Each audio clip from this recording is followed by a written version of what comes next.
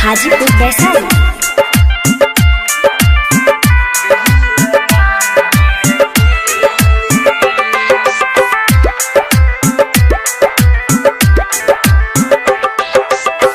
हम भी कोई ढूंढ लेंगे दिल लगाने के लिए। हम भी कोई ढूंढ लेंगे दिल लगाने के लिए। तुमने हमसे की मोहब्बत, तुमने हमसे की आजमाने के लिए। हम भी कोई ढूंढ लेंगे दिल लगाने के लिए। हम भी कोई ढूंढ लेंगे दिल लगाने के लिए।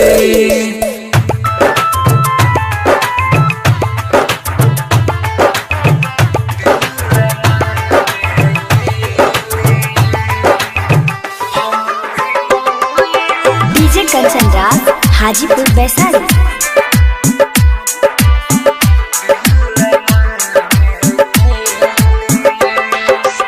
Mix Pallavi recording studio Mathiya mall.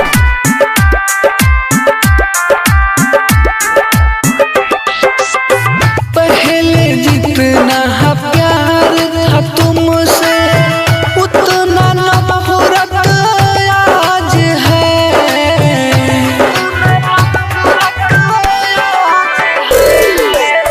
जहाँ बेवफा तूने की बेवफाई, तू भी दागाबाज है, तू भी दागाबाज है। फिर दोबारा ना कहेंगे लौट आने के लिए।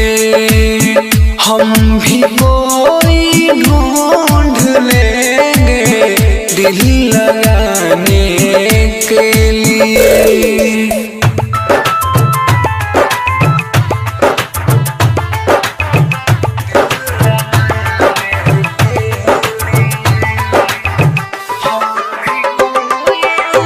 कंचन राज हाजीपुर वैशाली।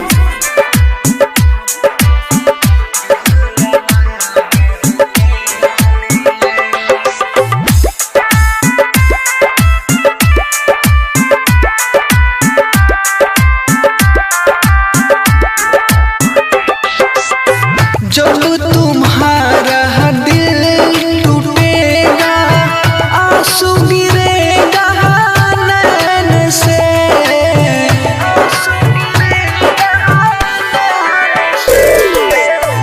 मेरे बगैर तुम भी कहीं ना रह न सकोगी चैन से, रह न सकोगी चैन से।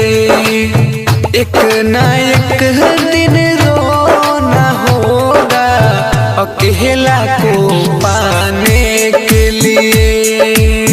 हम भी कोई ढूंढ लेंगे दिल लगाने के लिए। तुमने हमसे की मोहब्बत, तुमने हमसे की आजमाने के लिए। हम भी कोई ढूंढ लेंगे दिल लगाने के लिए। हम भी कोई ढूंढ लेंगे दिल